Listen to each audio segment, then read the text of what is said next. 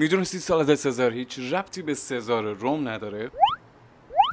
همین 100 سال پیش بود همه چی از یک رستوران شلوغ تو تیوانای مکزیک شروع شد.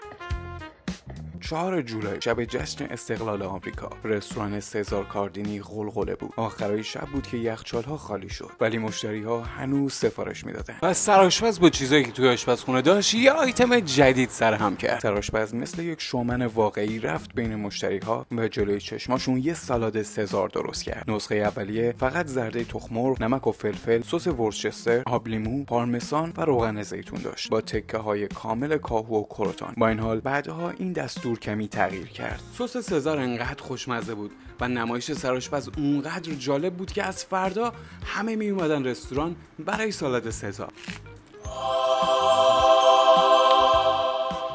و اینجوری بود که سالاد سزار از یک آشپزخونه شلوغ با خلاقیت یک سرآشپز متولد شد و به تمام رستوران‌های دنیا راه پیدا کرد.